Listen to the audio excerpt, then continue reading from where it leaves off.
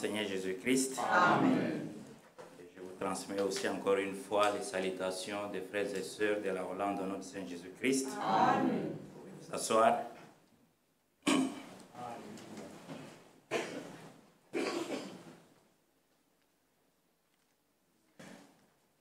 On était ici le vendredi ensemble pour écouter la parole de Dieu.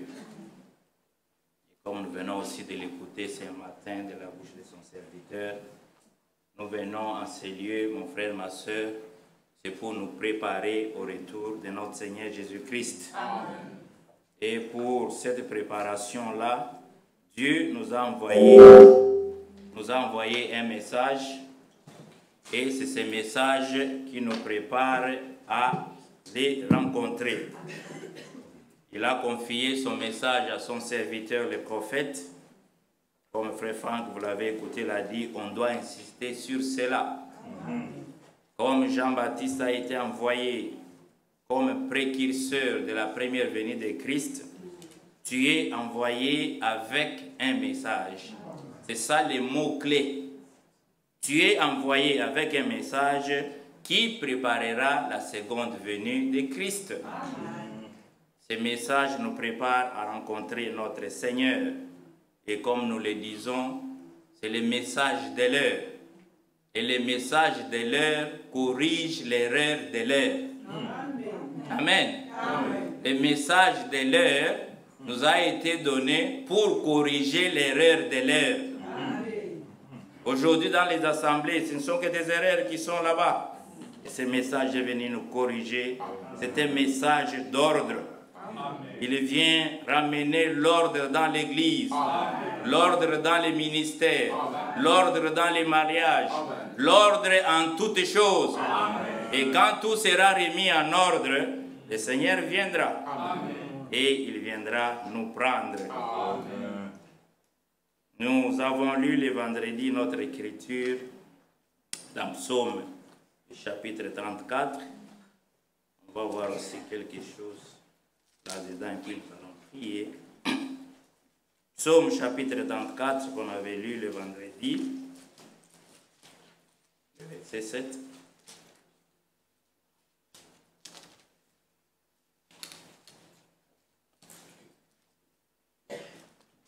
Psaume 34, le verset 7. Nous est dit, quand un malheureux crie, l'Éternel entend. Amen. Et il les sauve de toutes ses détresses. Amen. Je vous disais que les malheureux dont il est question ici, ce ne sont pas les clochards de Bruxelles. Non. C'est qui les malheureux ici? Au verset 18, on nous dit, quand les justes crient, l'Éternel entend. Amen. Et il les délivre de toutes leurs détresses. Amen. Voilà les malheureux. L'homme à qui Dieu, son oreille est attentif à ses prières, à ses cris. C'est un homme juste qui croit Dieu, qui obéit à sa parole. Et quand il crie, Dieu doit entendre. Amen. Dieu va entendre. Amen. Si vous avez un enfant, un bébé, quand il pleure, il va commencer à essayer. Si maman ne réagit pas, il augmente un peu. Et quand maman ne réagit pas, il va encore augmenter. Jusqu'à un certain moment. Et puis la maman viendra vite. C'est ça notre Dieu, mon frère, ma soeur. Nous commençons un peu, on voit que ça traîne encore, on augmente encore. Jusqu'à ce qu'il va nous écouter. Quand les malheureux crient, l'Éternel entend. Et il les délivre de toutes ses détresses. Je vous avais dit dans Darby, le verset 20 disait, les mots du juste sont en grand nombre, mais l'Éternel les délivre de tous. Il n'y a aucune épreuve que tu as, mon frère, ma soeur, auquel Dieu ne va pas te délivrer. Avant l'enlèvement, nous serons délivrés de toutes choses. Avant l'enlèvement, il n'y aura pas des infirmes parmi nous. Il n'y en aura pas. La pluie de l'arrière-saison que nous attendons, ça sera pourquoi? Pour manifester la puissance de Dieu. Ayons foi en Dieu, mon frère, ma soeur. On a vu les exemples dans la Bible, comment les malheureux crient. On a pris l'exemple de Jacob, en détresse. Il s'est retiré à côté. Il a cherché la face du Seigneur. Dieu lui-même est venu les rencontrer. Et il l'a délivré de la main de son frère Ésaü. On a vu la prière de Jacob quand il priait. Il a rappelé à Dieu ce qu'il lui avait promis. Seigneur, c'est toi qui as dit. Et toutes les promesses de la Bible sont à toi. Quand tu pries aussi, n'aie pas peur. Dis, Seigneur, c'est toi qui m'as dit ça. Amen. Que je suis l'Éternel, qui pardonne toutes tes iniquités et qui te guérit de toutes tes maladies. Amen. Sans exception, frères et sœurs. Même les cancers. Amen. Sans exception. Amen. Tu lui dis, c'est toi, Éternel, qui m'as dit ça. Amen. Comme il avait rencontré Jacob, il viendra aussi te rencontrer. Amen. Il ne change pas, mon frère, ma soeur. C'est pourquoi frère Franck insiste. C'est le moment maintenant de faire les expériences avec Dieu. Amen. Si tu n'as pas fait l'expérience avec Dieu, comment tu feras l'expérience de l'enlèvement? Ça ne sera pas possible. David, il a fait d'abord les expériences avec Dieu. Quand il arrive là, il trouve un géant. Il dit, mais je fais quand même les expériences avec Dieu. J'ai tué un lion, j'ai tué un ours. C'est géant, 3,50 m. Si on relâchait un lion ici, est-ce que Goliath va rester? Il a dit, mais il va fuir. Mais il s'est dit, je vais encore l'affronter. Et je vais lui couper la tête. Et il l'a fait, mon frère, ma soeur. On doit faire les expériences avec Dieu. Les expériences nous renforcent encore dans notre foi. Parce que tu vas aussi dire, le même Dieu qui m'a guéri de ça, il va aussi me guérir de ça. Le même Dieu qui m'a délivré de ça, il me délivrera aussi de ça. Le même Dieu. Apprenons à faire les expériences avec Dieu, mon frère, ma soeur. Et quand nous prions, j'insiste, il faut rappeler à Dieu ce qu'il a dit dans sa parole. Amen. Parce que Dieu n'écoute que sa parole. Il n'est lié qu'à sa parole. Amen. Il faut lui dire, lisez la Bible, prenez les promesses de Dieu, présentez-lui cela. Dis, tu es un Dieu fidèle, tu veilles sur ta parole pour l'exécuter. Et Walt Frank vient de le dire. Isaïe 55, sa parole ne peut pas sortir à lui, venir ici, et puis il retourne à lui sans effet. C'est impossible, frère. Frère Branham le dit, prenez l'exemple à la création. Dieu, il vient là, il dit que la lumière soit. Les anges qui étaient là, ils attendent. Il n'y a pas de lumière. On attend, la lumière n'apparaît pas. Mais quel genre de Dieu? Parce que lui, Dieu, il dit un mot, la chose arrive. Amen. Que la lumière soit, et la lumière fit. Amen. Que la terre produise ceci, la terre produisit cela. Amen. Il est le même Dieu encore aujourd'hui. Quand il prononce la parole, quand il donne la promesse, elle doit s'accomplir. C'est ça notre Dieu, mon frère, ma soeur. Quand un malheureux crie, l'Éternel entend. Amen. Et les malheureux crient en rappelant à Dieu ce qu'il leur a promis dans sa propre parole. Amen. On va prendre un autre exemple pour avancer dans Ézéchias dans 2 Rois. L'exemple d'Ézéchias que vous connaissez. 2 Rois, chapitre 20.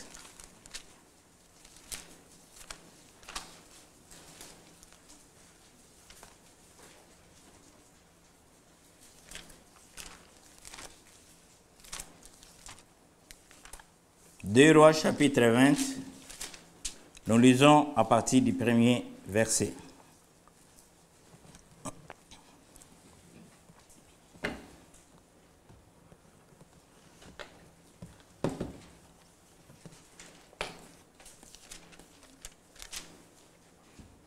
Deux Rois 20, à partir du premier verset. En ces temps-là, Ézéchias fut malade à la mort. Comme toi aussi. Comme moi aussi. Malade à la mort, le prophète Ésaïe, fils d'Amoth, vint auprès de lui et lui dit, « Ainsi parle l'Éternel, donne tes ordres à ta maison, car tu vas mourir et tu ne vivras plus. » Ézéchias tourna son visage contre les murs et fit cette prière à l'Éternel. Amen. Amen. On lui a dit, qu'est-ce qu'il a fait? Je dois crier à Dieu. Amen. Il fit cette prière à l'Éternel. Comment a-t-il prié? Ô Éternel, souviens-toi que j'ai marché devant ta face avec fidélité et intégrité de cœur. Et que j'ai fait ce qui est bien à tes yeux. Amen. Et Ézéchias répandit d'abondantes larmes. Amen. Amen.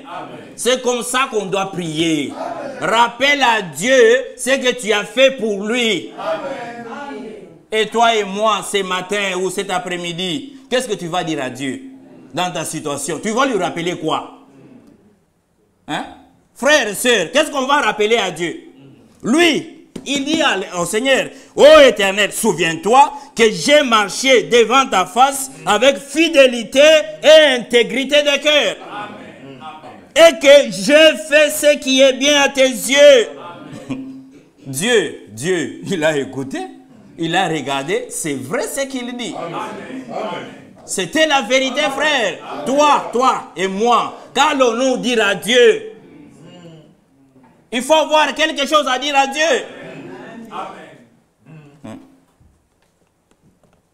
Verset 4.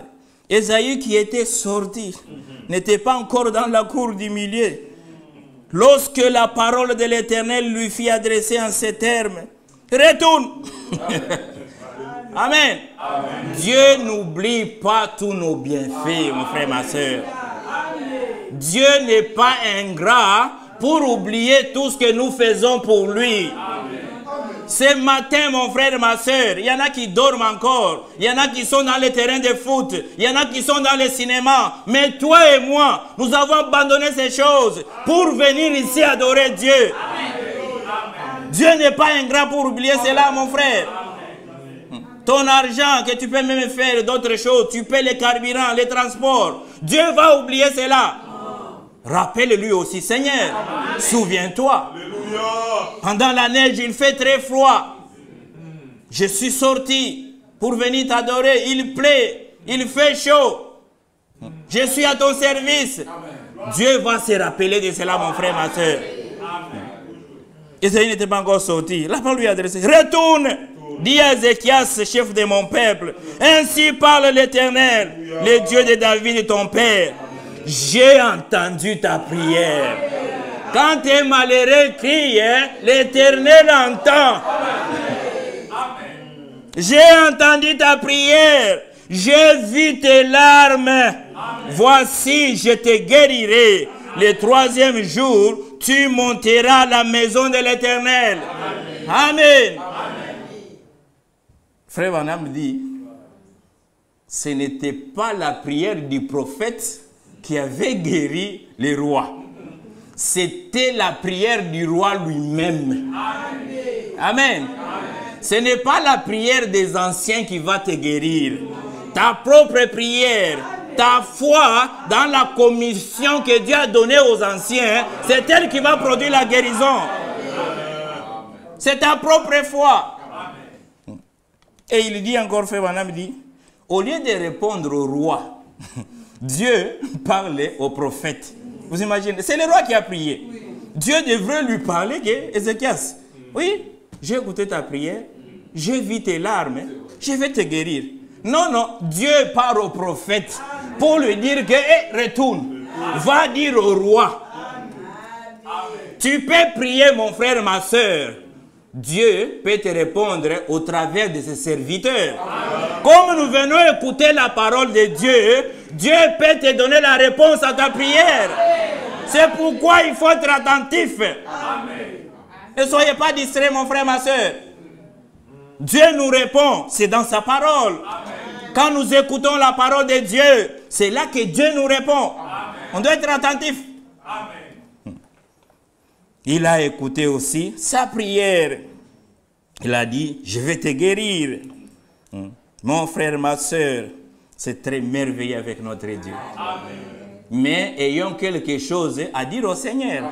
Quand tu pries, non, tu dois aussi dire quelque chose au Seigneur. Hein? J'ai fait ça pour toi. J'ai fait ça pour toi. Souviens-toi quand même. Hein? Dis-lui, souviens-toi quand même. Hein? Mais là, comme il n'est pas ingrat, il va se souvenir et il va te payer. Il va t'exaucer et t'accorder ce que tu veux, mon frère, ma soeur. Et la prière de cet homme avait changé même la décision de Dieu. Comme nous l'avons lu le vendredi, la prière, c'est l'arme la plus puissante que Dieu a mis dans nos mains. Frère Branham dit, les chrétiens ne réalisent pas la puissance qu'il a lorsqu'il se met à genoux devant Dieu au nom du Seigneur Jésus-Christ. Est-ce que vous réalisez cela, frères et sœurs? C'est une puissance, c'est une arme que Dieu nous a donnée. Nous nous vainquons à genoux. Tu t'agenouilles dans ta chambre, tu pries Dieu, il va t'exaucer. Tu vas voir que toute la situation va changer. Parce que la prière change les choses. La prière peut changer ta maladie en bonne santé. La prière peut changer la mort dans la vie. La prière peut changer tes difficultés en joie. La prière change les choses. Ne minimisez pas cela, frères et sœurs. Il faut crier à Dieu. Et vous verrez ce qu'il va faire. Un autre exemple, dans 1 Samuel. Exemple des malheureux qui ont crié au Seigneur. Nous allons voir si Dieu les a aussi répondus ou pas. 1 Samuel, chapitre 1.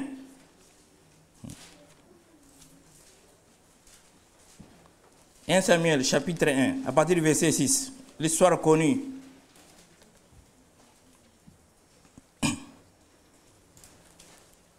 Premier livre de Samuel, chapitre 1, le verset 6.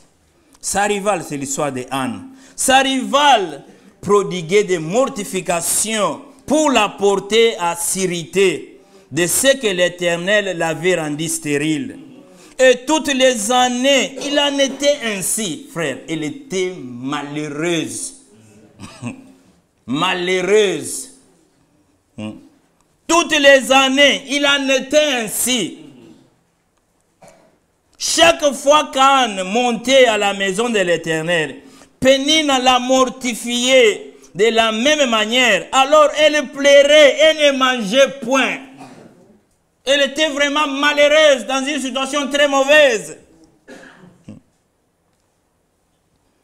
Verset 9, je saute là. Verset 9. Anne, elle a pris la décision. Anne s'éleva. Après que l'on eut mangé et bu à Silo, les sacrificateurs Élie étaient assis sur le siège près de l'un des poteaux du temple de l'Éternel. Et l'amertume dans l'âme, elle pria l'Éternel et versa des pleurs. Amen. Amen.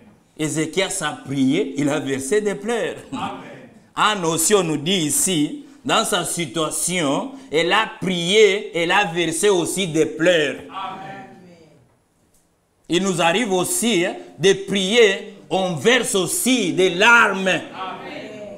Devant Dieu. Et Dieu voit ça. Amen.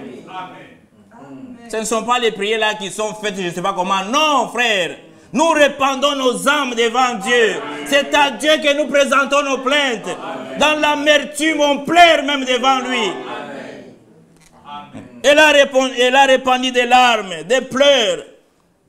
Elle fit un vœu en disant, Éternel des armées, si tu daignes regarder l'affliction de ta servante, si tu te souviens de moi, et n'oublie point ta servante, et si tu donnes à ta servante un fils, je le consacrerai à l'Éternel pour tous les jours de sa vie, et le rasoir ne passera point sur sa tête. Amen.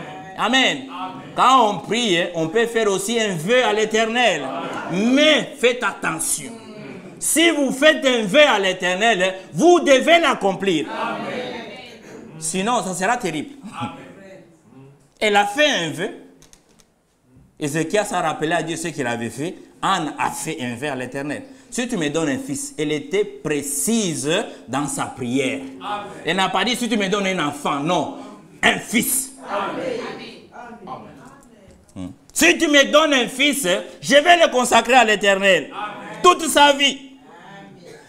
Verset 12. Comme elle restait longtemps en prière devant l'Éternel, et Élie observa sa bouche, Anne a parlé dans son cœur et ne faisait que remuer les lèvres, mais on n'entendait point sa voix.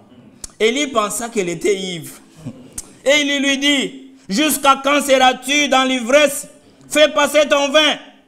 Anne répondit, non, mon Seigneur, je suis une femme qui souffre, une femme malheureuse, qui souffre en son cœur. Je n'ai bu ni vin ni boisson enivrante, mais j'ai répandu mon âme devant l'Éternel. Amen. C'est devant l'Éternel que je répands ma plainte. Amen. Elle est venue se plaindre devant Dieu. J'en ai marre de ces mortifications.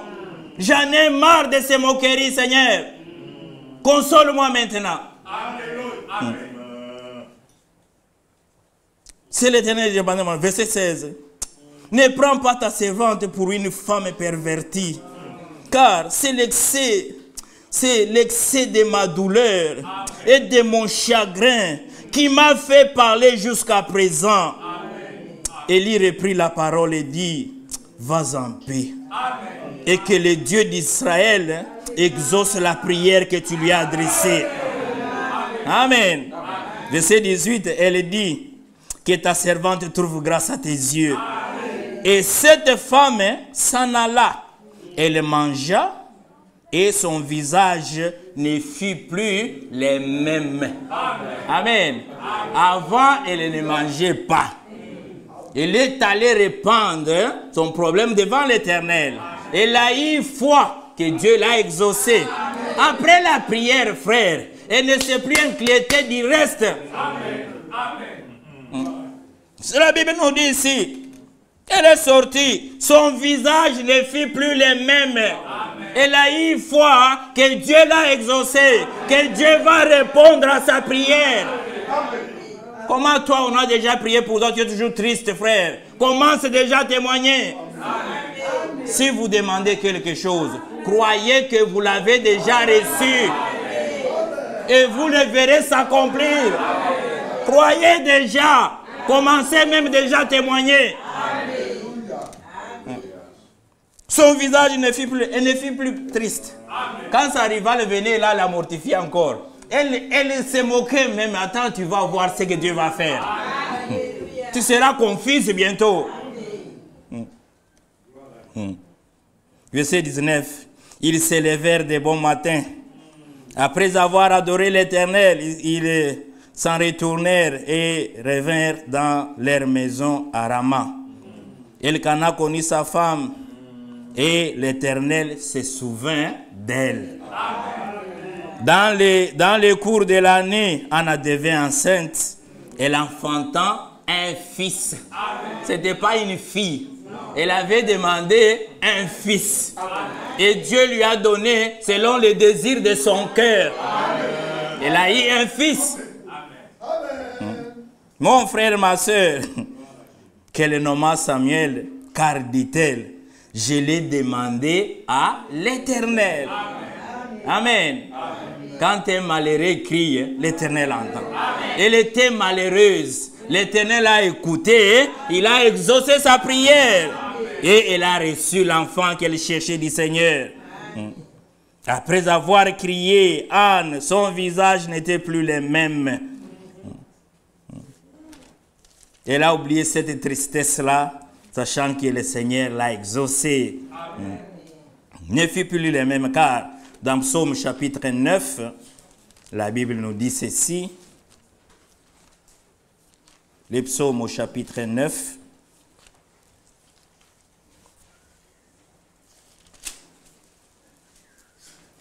Nous lisons le verset 5 et puis à partir du verset 10. Psaume chapitre 9, verset 5.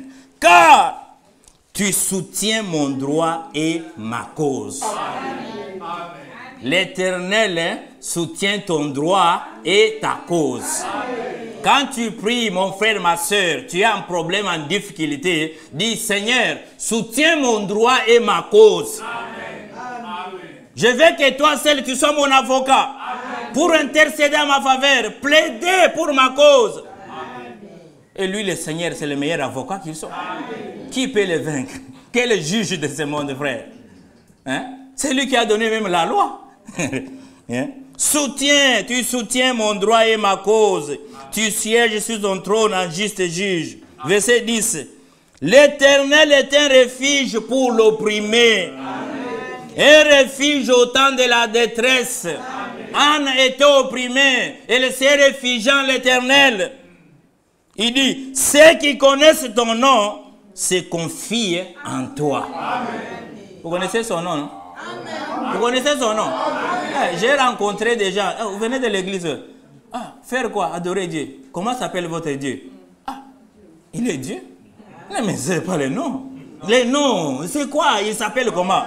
Je ne sais pas. Je dis, mais tu pars à l'église adorer un Dieu que tu ne connais pas. Il faut connaître son nom. Hein? Dieu a un nom. Toi, tu as un nom. Dieu aussi a un nom. Ceux qui connaissent ton nom. Et son nom, c'est le Seigneur Jésus-Christ. C'est ça le nom de Dieu. Dieu s'appelle Seigneur Jésus-Christ. Et si vous connaissez son nom, vous devez vous réfugier en lui. Parce que c'est en son nom que nous recevons toutes choses. En son nom, nous sommes sauvés. En son nom, nous sommes guéris. En son nom, nous recevons tout en son nom. Tout ce que vous demanderez au Père, en mon nom. Et si tu ne connais pas son nom, tu vas demander quoi? Frère Branham dit, nous prions au nom de Jésus. Nous chantons au nom de Jésus. Nous baptisons au nom de Jésus. Comme Paul l'a résumé, tout ce que vous faites, en parole ou en acte, faites tout au nom du Seigneur Jésus. Ceux qui connaissent ton nom se confient en toi. Amen. Pourquoi? Car tu n'abandonnes pas ceux qui te cherchent, ô Éternel. Amen. Dieu n'abandonne pas ceux qui les cherchent. Amen. Tu dois avoir cette assurance, mon frère, ma soeur. Tu ne seras jamais abandonné. Amen. Tu abandonnes ceux qui te cherchent. Tu n'abandonnes pas ceux qui te cherchent. Amen. Chantez à l'Éternel qui réside en Sion. Publiez parmi les peuples ses hauts faits, comme notre sœur l'a fait, comme mon frère l'a fait ici. Ils ont publié les hauts faits de l'Éternel. Pourquoi tu retiens les témoignages? Viens les donner ici. Publiez ça devant le peuple de Dieu. Qu'on sache qu'à Bruxelles, il y a un Dieu ici. Un Dieu qui change les temps et les circonstances.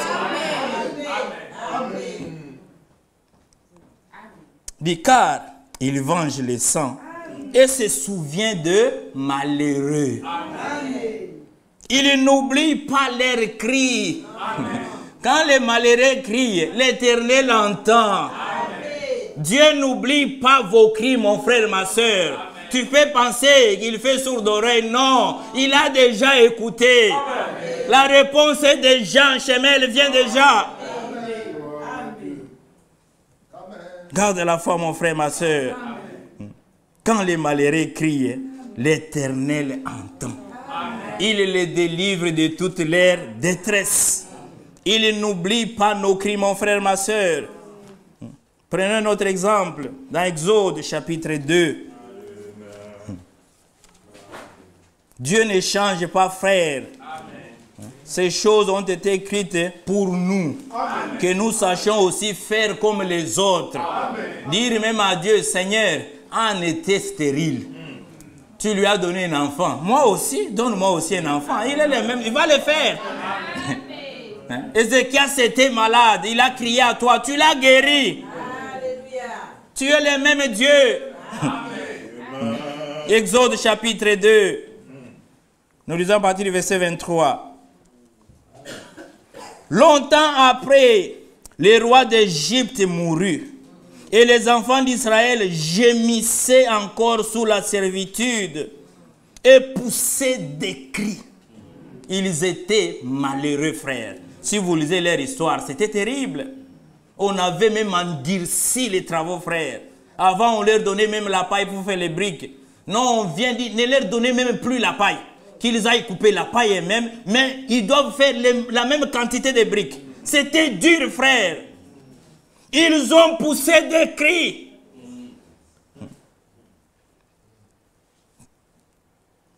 Ils ont gémissé encore sous la servitude et poussé des cris. Ces cris que leur arrachait la servitude montèrent jusqu'à Dieu. Amen. Amen. Dieu entendit leur gémissement.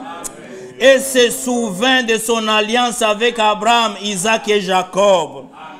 Dieu regarda les enfants d'Israël. Il a eu compassion. L'Éternel est bon. Amen. Et sa miséricorde dure pour toujours. Amen. Tes cris, mon frère, ma soeur, vont arriver là-bas. Quand Dieu va les écouter, il aura aussi compassion de toi. Il a écouté ça, mon frère, ma soeur. Et le Seigneur, vous savez ce qu'il a fait? Il a envoyé quelqu'un pour les libérer, les faire sortir de la servitude. Amen. Et ils sont sortis, mais oh, hein? Ils n'ont rien laissé en Égypte. Amen. Ils ont tout ce qui leur appartenait. Dieu leur a fait même grâce et dit, vous allez même piller les Égyptiens. Je vais vous faire trouver grâce devant eux. Vous irez demander tout ce que vous voulez. Vous imaginez, frère, tu viens chez ton voisin. Voisin, j'ai vu que tu as une bonne télé là. Donne-moi ça. Frère, sans discuter, tu veux, prends. Tu viens, voisin, je joue là chez toi, j'avais vu ça. Prends. Tout ce qu'il demandait, il leur donnait. Dieu leur a fait grâce, mon frère, ma soeur. Quand ils ont crié à l'Éternel, l'Éternel a écouté, mon frère, ma soeur. Quand on est en détresse, nous n'avons qu'à crier vers notre Dieu. Amen. Comme David aussi l'a dit dans Psaume 40. devons prendre à crier à Dieu. Nous crions à Dieu, c'est dans nos prières. Psaume 40, le verset 1. J'avais mis en l'Éternel mon espérance. Et il s'est incliné vers moi. Il a écouté mes cris. Mets ton espérance en l'Éternel. Place ta foi en Dieu. Chaque fois que tu vas crier, il va entendre tes cris. Ne te lamente pas, s'il te plaît. Crie à l'Éternel. Nous allons dans Marc, chapitre 10. Marc au chapitre 10. Il y a un autre malheureux là-bas.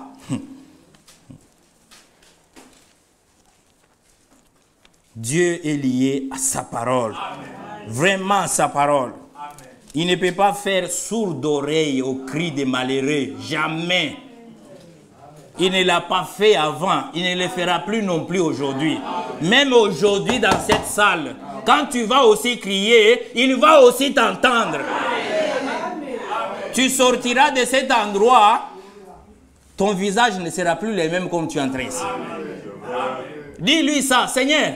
En est sorti du temple, son visage n'était plus le même. Moi de même, en sortant de cet endroit, je ne veux plus que mon visage soit le même, que mon corps soit le même. Marc chapitre 10, à partir du verset 46. Un autre malheureux là-bas. Marc 10, verset 46. Ils arrivèrent à Jéricho. Lorsque Jésus en sortit avec ses disciples et une assez grande foule,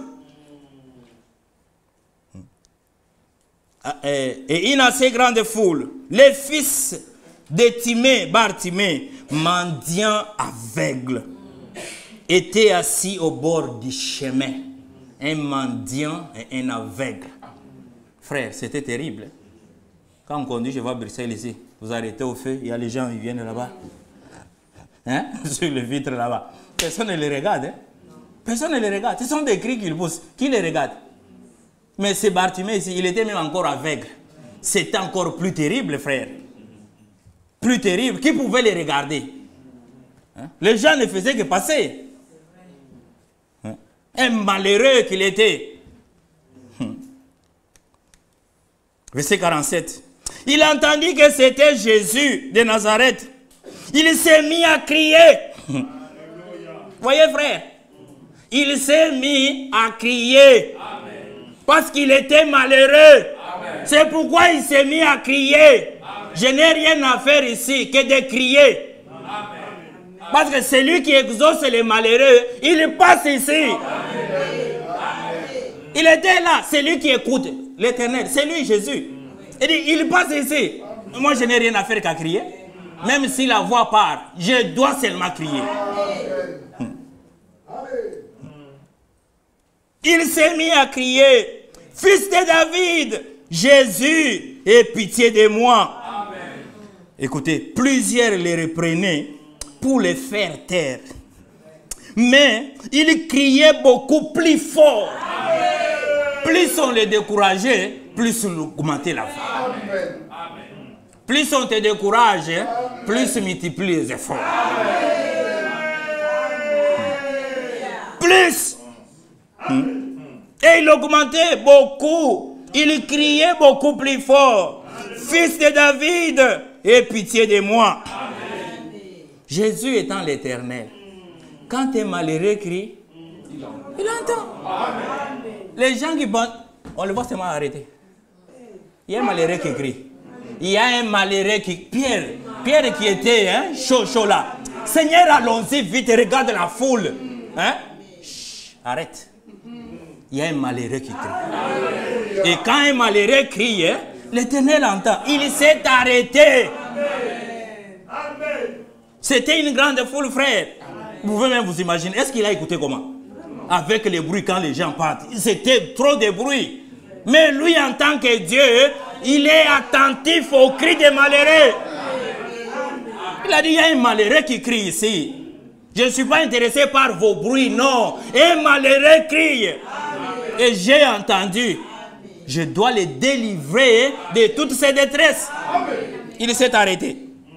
Jésus s'arrêta et dit, appelez-les. Ils appelèrent l'aveugle en lui disant, prends courage, lève-toi et t'appelle. Les mêmes personnes qui le décourageaient. Quand ils ont écouté qu'on l'appelle, ils ont changé de langage. Mon frère, ma soeur, c'est merveilleux. Il commence à changer de langage. Non, prends courage, il t'appelle. L'aveugle jeta son manteau. Il savait que ma délivrance est aujourd'hui. Je n'ai plus besoin de ça. Je ne pourrai plus encore retourner sur les chemins, m'asseoir là-bas pour me couvrir ça. Je n'en ai plus besoin. Parce que celui-ci, il va me délivrer de toutes mes détresses. C'est pourquoi il a jeté ça. Fini. C'est fini. C'est fini. Il a jeté ça, mon frère, ma soeur. L'aveugle jeta son manteau et s'éleva d'un bond, vint vers Jésus. Jésus, prenant la parole, lui dit, que veux-tu que je te fasse? Rabouni, lui répondit l'aveugle, que je recouvre la vie. Mon frère, ma soeur, cet après-midi, Jésus te pose la même question. Jésus te pose toi la même question. Parce qu'il est ici présent. Là où 2 ou 3 sont rassemblés à mon nom, je suis parmi eux. Il est parmi nous ici, mon frère, ma soeur. Donne la réponse. Que veux-tu que je te fasse? Que veux-tu, mon frère, ma soeur? Que chacun réponde là où tu es. Dis au Seigneur. Lui, il a dit au Seigneur. Rabouni lui répondit l'aveugle. Hein? Rabouni lui répondit l'aveugle, que je recouvre la vie. Toi, donne ta réponse. Tu parles, tu donnes la réponse à Dieu. Seigneur, que je sois guéri. Seigneur, que je trouve le travail. Seigneur, que je trouve mon séjour. Je ne sais pas les problèmes que tu as. Dis ça au Seigneur. Il est ici présent. Il va t'écouter. Que je recouvre la vie. La question était claire. Sa réponse aussi était claire. Il n'est pas parti par Seigneur, regarde. Toute ma vie, je suis né aveugle. Je m'assois seulement au bord de ces routes ici, demander. Quand les gens me donnent, ce sont les centimes là.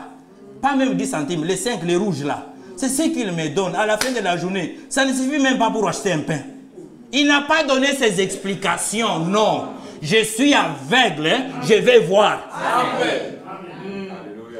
Dieu n'agit pas en dehors de ce que nous lui demandons. Non. Ce que tu veux, c'est ce que Dieu va faire. C'est ce que lui va faire. Mais le Seigneur savait qu'il était aveugle. Mais pourquoi lui a-t-il posé la question? Peut-être qu'il n'avait pas besoin de la vie, il voulait l'argent. Parce qu'il était un mendiant. Peut-être qu'il voulait, non, aide-moi avec l'argent pour acheter un pain. C'est pourquoi il a demandé, que veux-tu que je te fasse? Tu veux l'argent pour les pains, tu veux quoi? Il a dit, non. J'en ai marre avec cette vie d'aveuglement. J'en ai marre. Je suis très malheureux. Je vais en sortir de la rue. Amen. Une réponse claire et nette. Amen. Je suis aveugle et je vais voir. Jésus lui dit, va, ta foi t'a sauvé. Amen. Ta foi t'a sauvé. Amen. Aussitôt, il recouvra la vue et suivit Jésus dans les chemins. Amen. Va, ta foi t'a sauvé. Il était aveugle. Les saluts et la guérison du corps vont ensemble. Amen. Les saluts et la guérison du corps vont ensemble.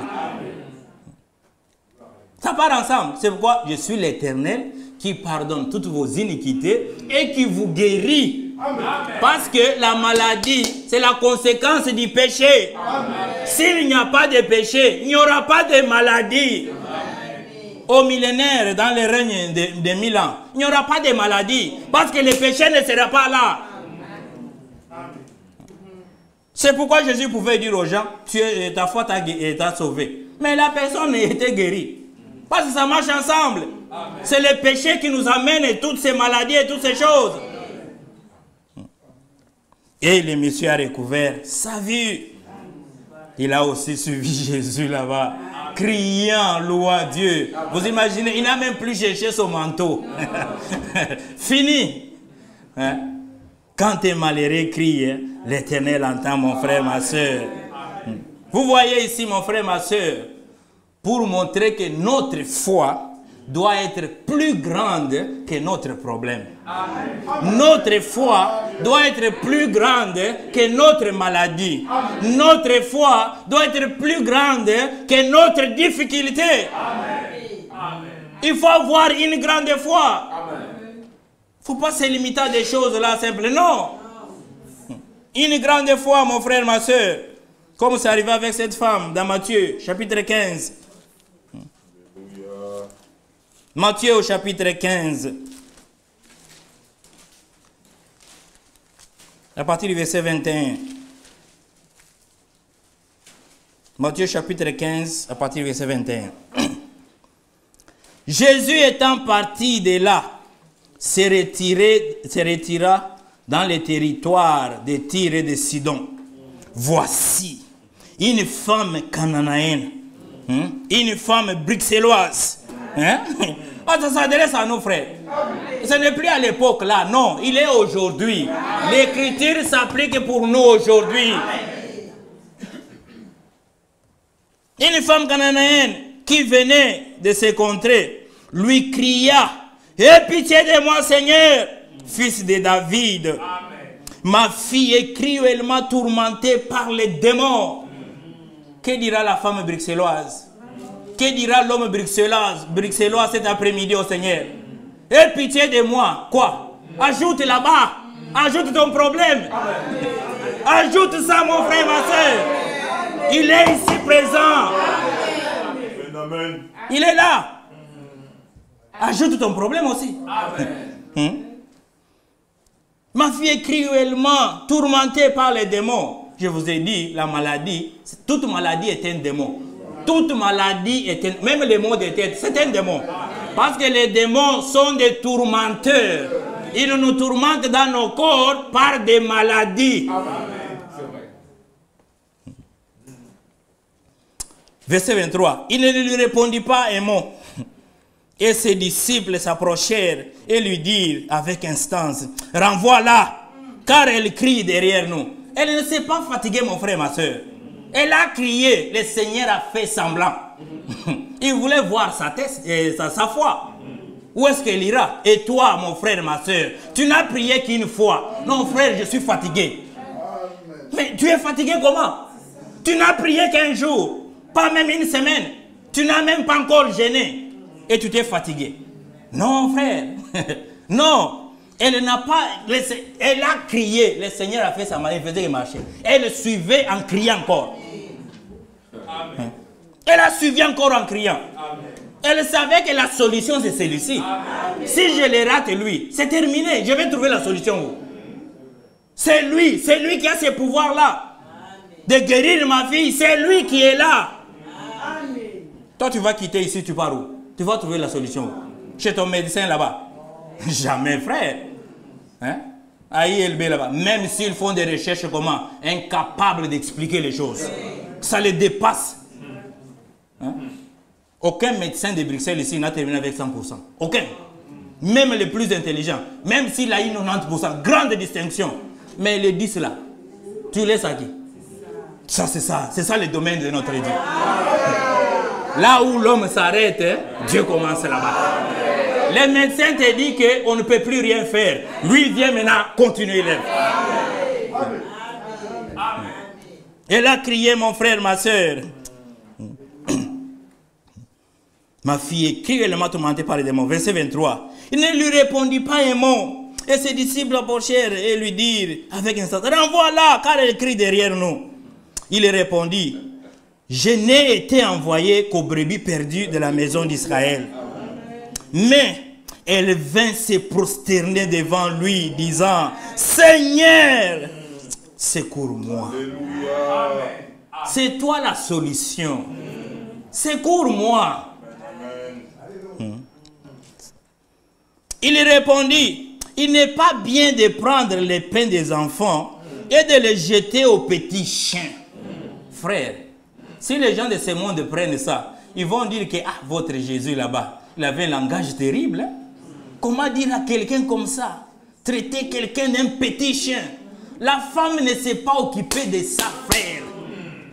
Moi, j'ai besoin de quelque chose. Je suis en détresse. Je sais que c'est toi qui peux mettre fin à ma détresse aujourd'hui.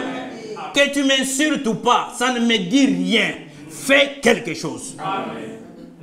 Fais quand même quelque chose. Elle répondit, oui, verset 27, oui, Seigneur, dit-elle, mais les petits chiens-là mangent les miettes qui tombent de la table de leur maître. Alors Jésus lui dit, femme, ta foi est grande. Qu'il te soit fait comme tu le veux. Pas comme moi je le veux, non. Comme toi tu le veux. Qu'est-ce que tu veux? La guérison de ma fille qui est tourmentée par les démons. Qu'il te soit fait comme tu le veux. Et toi cet après-midi, qu'il te soit fait comme tu le veux. Qu'il te soit fait comme tu le veux. C'est ainsi dit le Seigneur dans sa parole. Comme tu le veux, écoutez. Et à l'heure même, ça c'est Dieu. Il dit un mot, la chose arrive. Amen. À l'heure même, sa fille guérit. Amen. Amen. À l'heure même, sa fille guérit. Alléluia. Femme, ta foi est grande. Amen. Notre foi doit être grande, plus que nos problèmes, amen, plus que nos difficultés, plus que nos épreuves. Ne vous relâchez pas. Amen. Continuez mon frère, ma soeur. Ne vous relâchez pas. Beaucoup de gens faiblissent dans leur foi. Frère, j'ai prié, non, ça ne marche pas. Tu te relâches. Non. Regarde, Proverbe dit ceci. Ceux qui se relâchent là, regardez ce qui vous arrive. Proverbe chapitre 24.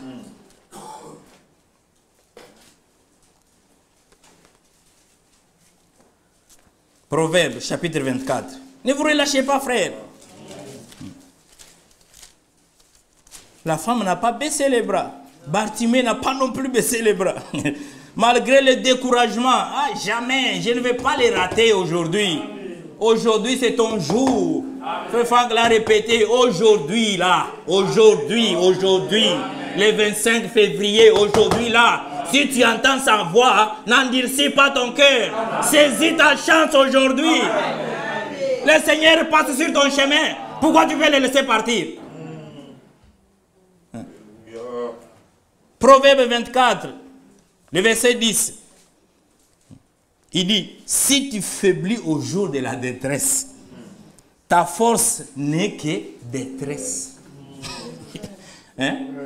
Si tu faiblis au jour de la détresse, tu te fatigues de crier à celui qui entend les cris des malheureux. Ta force, la petite force que tu auras là, ne sera que détresse pour toi. Amen. Tu ne sauras plus rien faire. Tu seras là, frère, je ne sais plus quoi faire. Hein? Je ne sais plus quoi faire. Parce que tu as faibli. Mais persévère. Amen. Ne faiblis pas. Amen. Prends courage. Amen. On doit persévérer, frère. C'est en persévérant que nous allons recevoir ce qui nous est promis. Amen. Et si tu te relâches, mais c'est fini, tu perds le tout. Qu'est-ce que tu auras gagné? Si le Seigneur ne te guérit pas, qui va te guérir? Tu peux parcourir tous les hôpitaux du monde. Tu ne trouveras pas la guérison. Parce que c'est Dieu seul qui guérit. La guérison, c'est l'acte de création. Il n'y a qu'un seul créateur, c'est Dieu. C'est Dieu seul qui peut guérir. Les médecins, ils essayent seulement. Avec ce qu'ils ont fait, ils essayent seulement. Mais Dieu doit guérir. Ne faiblissons pas, mon frère, ma soeur, au jour de la détresse. Amen. Crions et crie encore plus fort. Quand on te dit, frère, on ne peut plus rien faire, crie encore plus fort. Tu cries encore plus fort. Et le Dieu qui a fait la promesse, il est fidèle. Regardez ce que frère Frank Branham dit.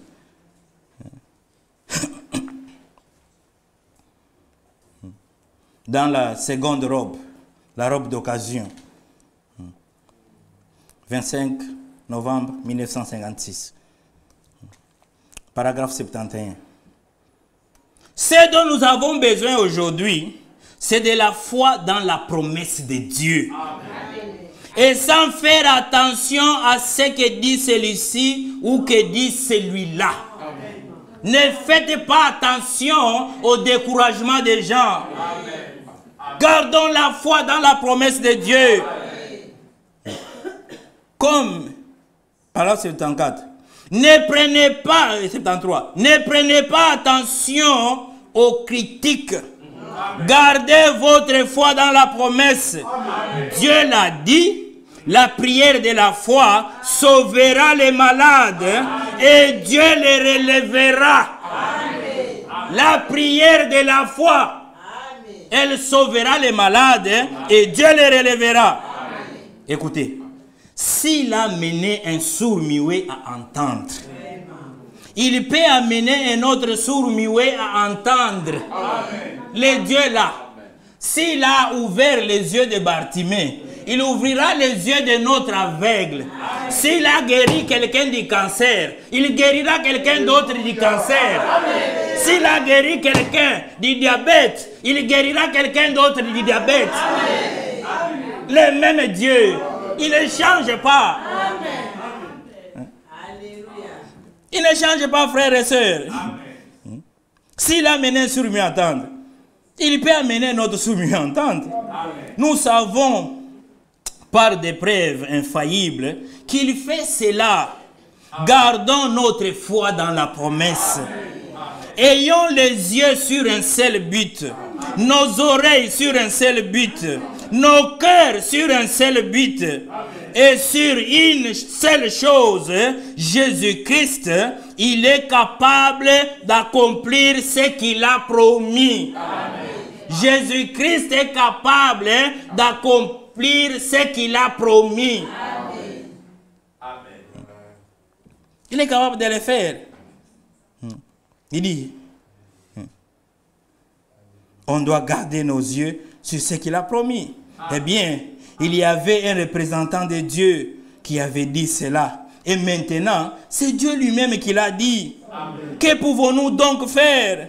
Rien, sinon garder notre esprit fixé sur cela. Élisée garda son regard fixé sur Élie. Peu importe les cris qui fusaient de tous côtés, ce qui venait de tous côtés, ce qui était arrivé avant cela, il ne regardait même pas à cela. Il a gardé son regard fixé sur la promesse. Vous y êtes.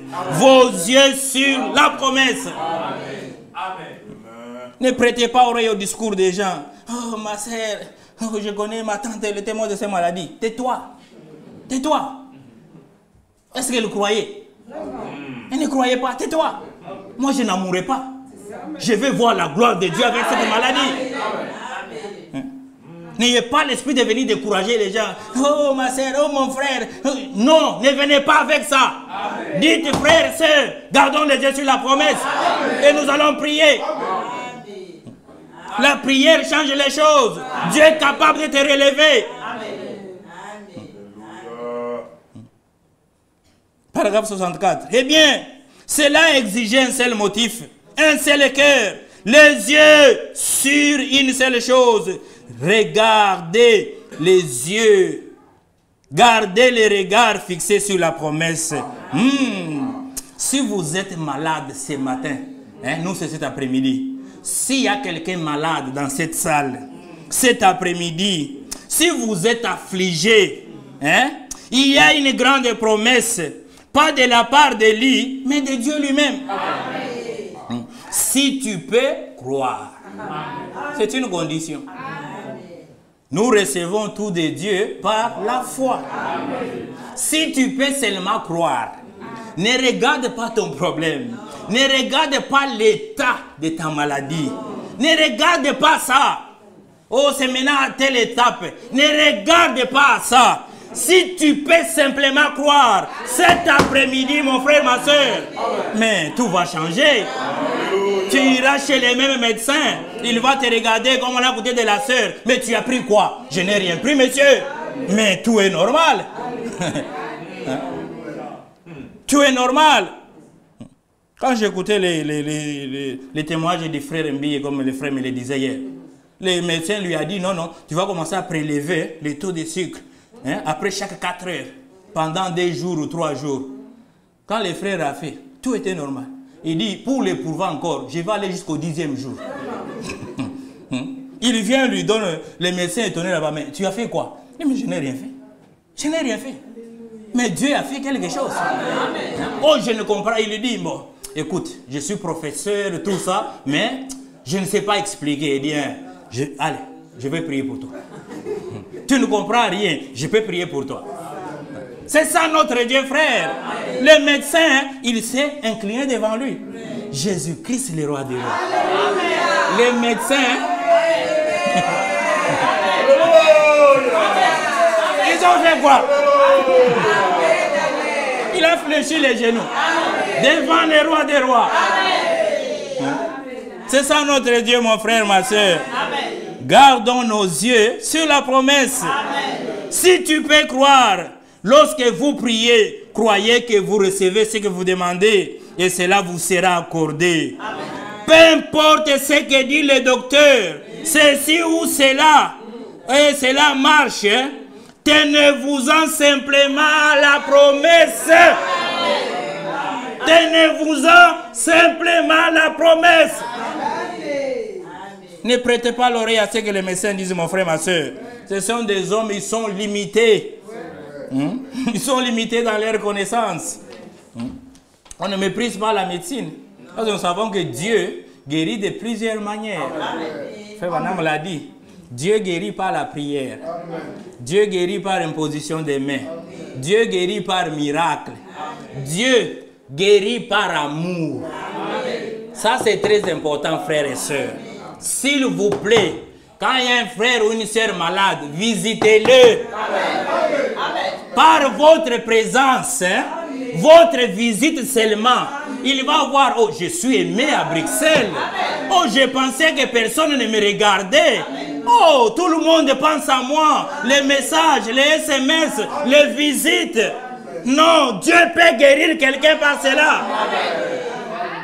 Dieu guérit par amour. Dieu guérit par la médecine. Et frère Vanam dit, Dieu guérit de plusieurs manières. Tout dépend de ce que vous-même vous voulez. Vous voulez qu'il vous guérisse comment? C'est à vous-même de choisir. Mais c'est Dieu qui guérit. Quels que soient les moyens, les voies, c'est Dieu qui guérit.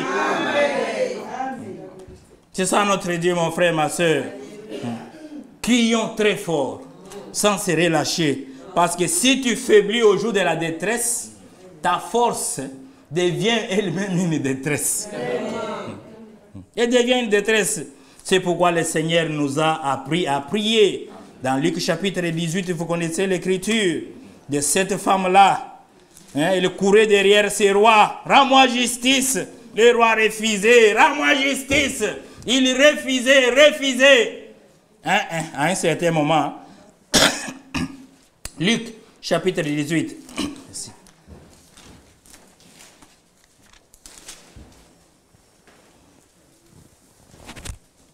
Luc au chapitre 18. C'est le Seigneur qui nous apprend. Prier sans se relâcher. Jusqu'à ce que tu aies reçu. Amen. Luc 18. Jésus leur adressa une parabole. Une parabole, à partir du verset 1.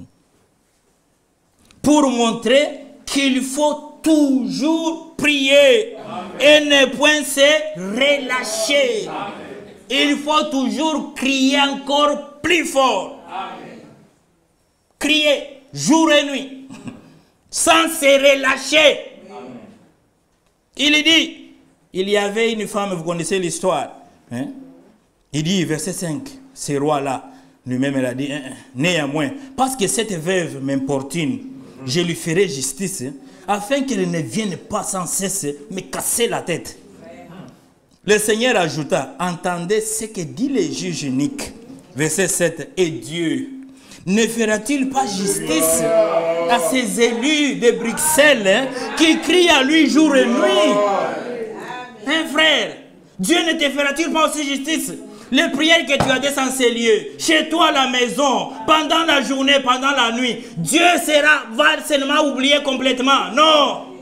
Amen. Dieu ne leur fera pas aussi la justice à ces élus qui crient à lui jour et nuit. Tardera-t-il à leur égard?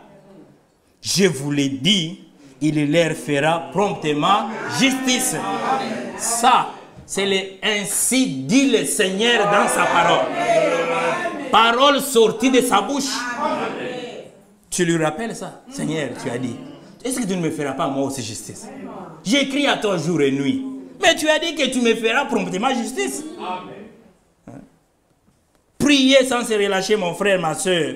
Vous priez jusqu'à ce que vous recevez ce que vous demandez. Tant que vous ne l'avez pas reçu, continuez encore à crier. Continuez encore, mon frère, ma soeur. La femme cananéenne, elle ne s'est pas baissée. Le Seigneur a fait comme s'il n'écoutait pas, mais il écoutait. Mais elle a encore continué. Les disciples étaient même fatigués. Renvoie-la. Mais elle a persévéré encore. Quand elle a eu ce qu'elle voulait, elle a encore crié? Non, elle a loué le Seigneur même. Les cris se changent en chant dans les graisses. Hein? Les cris que tu avais chez toi là, les pleurs qui tombaient là-bas, tu vas maintenant chanter pour la gloire de Dieu. Priez, Seigneur, mon frère, ma soeur, jusqu'à ce que nous recevions ce que nous lui demandons. Selon Jean chapitre 16. Jean chapitre 16. Le verset 23. Ne nous relâchons pas, frères. Jean 16, verset 23 à 24. En ces jours-là, vous ne m'interrogerez plus sur rien. En vérité, je vous le dis, ce que vous demanderez au Père, il vous le donnera à mon nom. Amen. Ceux qui connaissent ton nom se confient en toi. Amen. Il vous le donnera à mon nom. Amen. Écoutez, l'ainsi dit le Seigneur. Jusqu'à présent, les chrétiens de Bruxelles n'ont encore rien demandé à mon nom. Frère, vous n'avez encore rien demandé au nom du Seigneur ici. Hein? Si je vous demande, qu'est-ce que vous avez demandé au nom du Seigneur ici? Depuis que vous êtes là. Rien. Jusqu'à présent,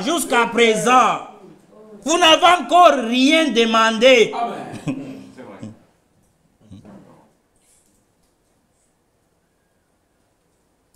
Jusqu'à présent, vous n'avez encore rien demandé à mon nom.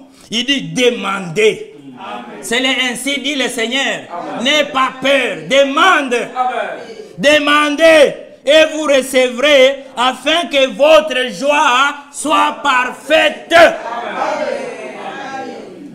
Que votre joie soit parfaite. Amen. Tu demandes, quand tu reçois, ta joie est parfaite. J'étais malade, Dieu m'a guéri. Amen. Allez, je suis dans la joie. Gloire à Dieu. Amen. Frère Branham dit, vous prenez un petit poisson, vous le mettez dans l'océan. Il boit un peu, il dit, non, j'ai peur. Si je bois beaucoup, l'océan va tarir, je vais mourir. Il dit, on va le trouver, tu es fou. Hein? Les milliers de eaux qu'il y a dans l'océan, tu as peur de boire. Notre Dieu, il est infiniment riche, frère. Infiniment riche. Mais toi, tu as peur de demander. Non, si je demande, peut-être je vais puiser les bontés de l'Éternel. Non. Mon frère Bouvi qui aime chanter ce cantique ici. Les bontés de l'Éternel ne sont pas épuisées. Ça ne s'épuise pas. Amen. Pourquoi tu as peur de demander? Amen. Il a dit demandez. Amen. Parce que jusqu'à présent, vous n'avez encore rien demandé. Alléluia. Demandez. Matin, midi, soir, à n'importe quel moment, vous avez une opportunité. Demandez seulement. Amen. Demandez tout. Amen. Et cela vous sera donné. Amen. afin que votre joie soit parfaite. Hein? Ne vous relâchez pas, mon frère, ma soeur. Et quand on reçoit, et on doit demander, comme 1 Jean, chapitre 5 nous le dit, comment demander. Hein? Ne demandons pas pour prouver les gens. Hein? Seigneur, donne-moi une grande voiture.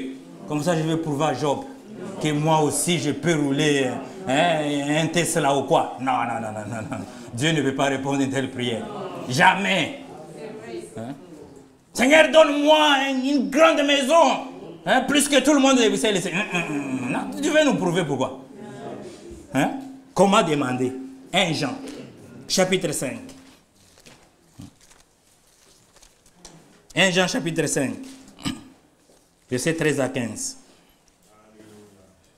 Il nous dit, je vous ai écrit ces choses afin que vous sachiez que vous avez la vie éternelle. Amen. Vous qui croyez au nom du Fils de Dieu. Hein? Nous avons déjà ça. Hein? Parce que ici, qui ne croit pas au nom du Fils de Dieu ici? Ta chance t'est donnée ce soir. Ta chance t'est donnée ce soir. Tu crois en lui, il te donne la vie éternelle. Amen. Une vie sans fin. Hein? Verset 14. Nous avons auprès de lui cette assurance. Nous qui croyons au nom du Fils de Dieu, nous qui l'avons reçu, nous avons cette assurance. Hein? Une assurance. Nous avons cette assurance que si nous demandons quelque chose, quoi? Je ne sais pas. Toi-même, tu peux mettre quoi? Hein? Si nous demandons quelque chose, selon sa volonté, s'il te plaît, ça doit être selon sa volonté. Il nous écoute. Si tu demandes selon ta propre volonté, pour prouver aux gens, il n'écoute pas. Tu dois demander les choses selon sa volonté. Seigneur, je souffre beaucoup. Aller au culte, chaque fois il plaît, je dois être mouillé, je chante le métro, tout ça. Donne-moi une voiture. Selon sa volonté. Amen. Tu me la donnes, je vais l'utiliser à ton service. Amen. Exemple de Anne, n'oubliez pas. Si tu me donnes un fils, je le consacrerai à l'Éternel. Toute sa vie. Imaginez mon frère et ma soeur. Elle n'avait pas eu d'enfant. Elle prend un enfant, elle est là, c'est vrai. À quel âge? Une année, peut-être. Elle prend un bébé d'une année, elle l'amène au temple. Ici, là, elle le laisse là-bas. Elle repart à la maison, sans souci. Sans même demander, qui prendra soin de cet enfant? Je m'en fous. J'ai fait ses vœux à l'Éternel. Hein. Je dois honorer mon vœu. Lui-même, l'Éternel qui me l'a donné, hein, il prendra soin de lui. Samuel a grandi dans le temple. Il dormait au temple. Dieu avait pris soin de lui. Amen. Elle ne s'inquiétait de rien. Oh, il fait froid. Hein, il peut voir, je ne sais pas, toutes les maladies des enfants là-bas. Anne, c'est rien. Je l'ai demandé à l'Éternel. Hein, je viens lui offrir. Terminé. Il va manger comment? Je ne sais pas. Dieu a pris soin de Samuel. Je ne sais pas d'une année jusqu'à ce qu'il est devenu grand prophète de Dieu. Hein? Si nous demandons quelque chose, selon sa volonté. Amen. Frère Branham dit, tu es malade. Tu demandes, Seigneur, guéris-moi. Pourquoi? Pourquoi? Dis-lui quand même un motif, une raison valable. Amen. Seigneur, je chante pour toi. Amen. Si je reste malade à la maison, qui va chanter pour toi? Amen.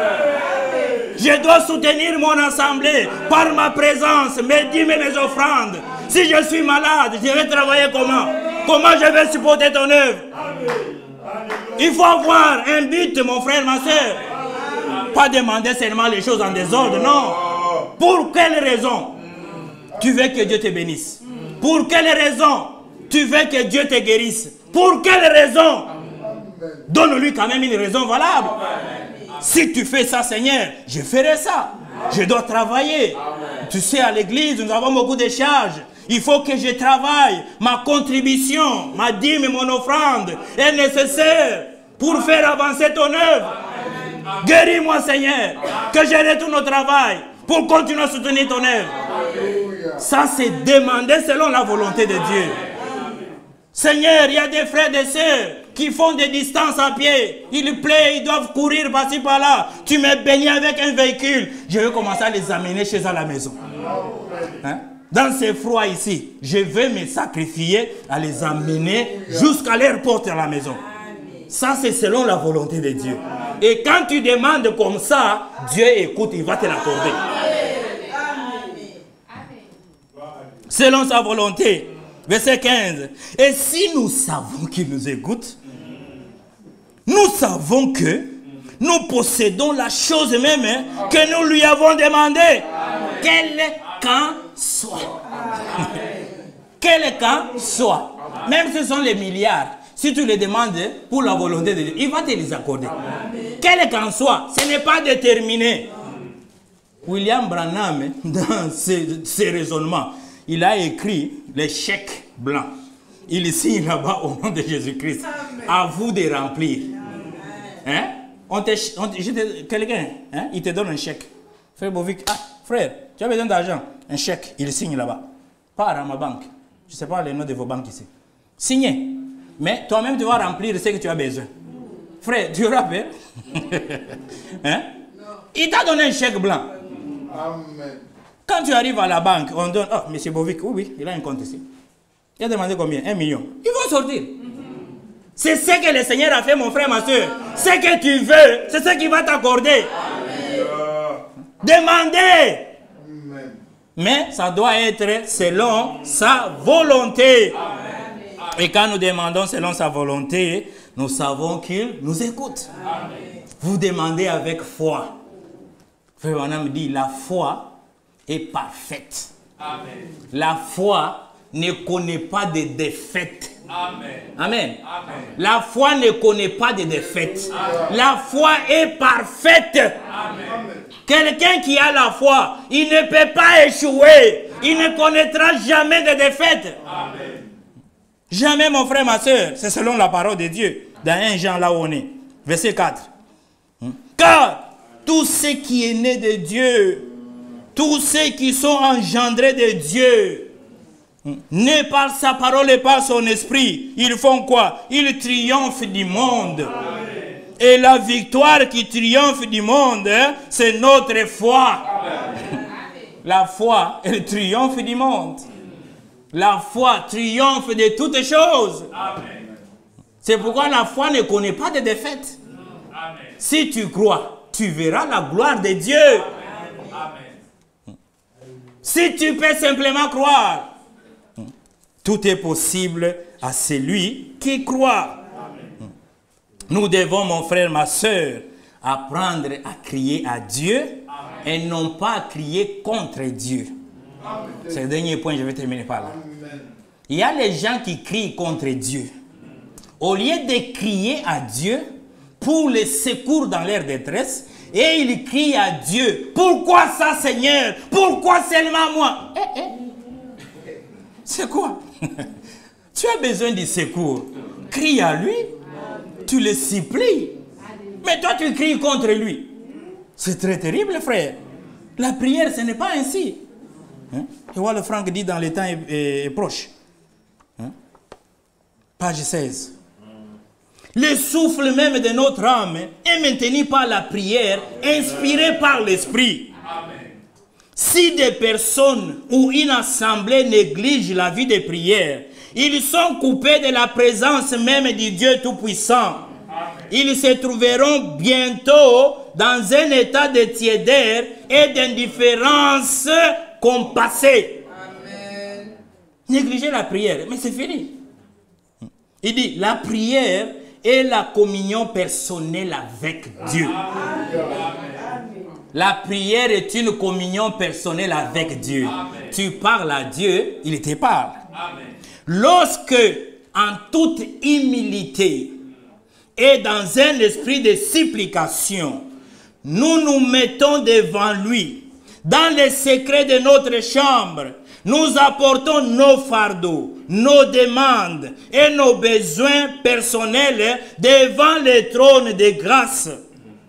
Lorsque nous nous rassemblons, nous nous réunissons pour rendre un culte au Seigneur et le louer, pour l'adorer, glorifier son nom. Amen. Écoutez, bien sûr, qu'il est aussi possible de louer le Seigneur par des chants. Mais de même que le chant a sa place, la prière, elle aussi, a la sienne dans un culte. Amen. Souvent alors que l'Esprit du Seigneur s'émet pendant les moments de prière, qui vient après la parole qui a été donnée, il donne des visions et manifeste tous les autres dons selon les besoins des gens. Amen. Après la prière, quand on va dire nous allons prier, c'est le moment où l'Esprit entre en action maintenant. Quelqu'un peut prophétiser ici. Quelqu'un peut avoir une vision. Les dons de l'Esprit peuvent entrer maintenant en scène. Il y a les dons de guérison, de miracles, vont entrer en scène. On ne doit pas négliger la prière, mon frère, ma soeur. Mais nous devons savoir crier à Dieu, pas contre Dieu. Beaucoup de gens crient contre Dieu. Pourquoi seulement moi? Pourquoi seulement moi? Seigneur, je t'ai fait quoi? Tout ce que j'ai fait. Tu cries contre Dieu. Ce n'est pas bien. Hein? Tu dois crier à Dieu, pas contre lui. Psaume 120, verset 1. 2 minutes, mes frères, je termine. Psaume 102, 120, verset 1. Dans ma détresse, c'est à l'Éternel que je crie. Amen. Il fait quoi? Il m'exauce. Tu cries à lui, pas contre lui. Israël a crié contre le Seigneur. Ce n'est pas une bonne chose. Crier à lui dans notre détresse. Psaume 108. Dans Psaume 108, verset 13. Psaume 108, verset 13. Donne-nous du secours contre la détresse. Le secours de l'homme n'est que vanité. Amen. Avec Dieu, nous ferons des exploits. Amen. Et il écrasera nos ennemis. C'est quoi ton ennemi? La maladie, la difficulté que tu as. Dieu va écraser cela. Amen. Cet après-midi, il va écraser cela. Amen. Criez à Dieu et non pas contre lui. Amen. Non pas murmurer, frère, car Dieu n'aime pas les murmures. Amen. Vous le savez dans Nombre 14. Amen. Nombre 14. Je termine. Nombre chapitre 14. Verset 1. Dieu n'aime pas les murmures, frère. Il aime que les gens crient à lui. Dans un esprit d'humilité, comme Wolfgang l'a dit. De supplication. On présente nos besoins, nos demandes devant le trône de grâce. Pas se plaindre. Psaume Nombre 14, verset 1. Toute l'assemblée éleva la voix et poussa des cris. Ce sont aussi des cris. Hein? Amen. Éleva la voix et poussa des cris. Et le peuple pleura pendant la nuit. On a vu les gens, ils ont pleuré. Hein? Hein? Dans leur détresse, dans leur affliction, dans leur angoisse. Ils ont élevé des voix, ils ont pleuré. Mais c'est ici, regardez. Il poussa pendant toute la nuit. Il dit, tous les enfants d'Israël murmurèrent contre Moïse et Aaron. En murmurant contre ses envoyés, c'était contre Dieu qu'ils avaient murmuré. Dieu n'avait pas apprécié cela. Au lieu de crier à l'Éternel, qui les a fait sortir de la servitude, pour qu'il leur apporte le secours, ils ont commencé à crier contre lui. Frère, lisez l'histoire. Ils sont restés là-bas, mon frère, ma soeur. Verset 9. Et verset 9. Seulement, ne soyez point rebelles contre l'Éternel. Ne craignez point les gens de ces pays, car nous servirons de pâture. Ils n'ont plus d'ombrage pour les couvrir. L'Éternel est avec nous. Amen. Ne les craignez point. Amen. Il dit, toute l'assemblée parlait de les lapider. Lorsque la gloire de l'Éternel apparut sur la tente d'assignation, devant tous les enfants d'Israël, et l'Éternel dit à Moïse, jusqu'à quand ce peuple me méprisera-t-il? Frère, au lieu de crier à lui, invoque-moi au jour de la détresse. Je te délivrerai, tu me glorifieras. Ils ont commencé à crier contre lui. Où est-ce que tu nous as menés pour mourir, nos femmes et nos enfants, un endroit comme ça? Ils ont commencé à crier contre l'Éternel. Le Seigneur dit, pourquoi il me méprise? Hein? Il dit, jusqu'à quand ne croirait-il pas en moi, malgré tous les prodiges que j'ai faits au milieu de lui? Jusqu'à quand tu vas croire? En écoutant les témoignages qu'on écoute en cet endroit ici. Toi, tu croiras quand? Tu continues encore à murmurer. Hein? Le Seigneur a promis là-bas de les frapper. Il ne faut pas murmurer, frère. Amen. Tu as une difficulté, la seule chose à faire, crie contre l'Éternel. Et Paul termine par là nous conseillant dans 1 Corinthiens 10. Il faut éviter de murmurer, frère. Parce que quand on murmure, on est en train d'ériger les murs sur des murs. Hein? Murmurer. Je ne sais pas combien de murs. C'est que tu te bloques toi-même. Tu ne sauras plus avancer, frère. En murmurant, tu construis les murs. Tu vas te retrouver maintenant coincé. Frère, je ne sais plus avancer. Pourquoi tu as murmuré? Ne murmure pas, crie à l'Éternel. Il viendra frayer les chemins. Ce sont des murs qu'on se forme. Paul nous dit qu'on va prier dans 1 Corinthiens chapitre 10, et verset 10.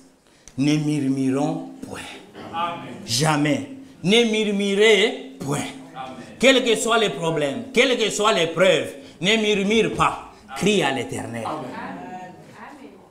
Ne murmurez point, comme murmurèrent quelques-uns d'entre eux qui périrent par l'exterminateur. À cause de leurs murmures, ils sont tous morts dans le désert. Israël n'a plus avancé à cause des murmures. Ils se sont érigés des murs devant eux. Ils sont tous morts, vous le savez. 2 personnes seulement sont entrées. Josué et Caleb. Mais le reste, toute cette génération était sortie. Ils sont tous morts dans le désert à cause des murmures. Dieu ne leur a pas pardonné pour cela. Parce que c'était mépriser Dieu.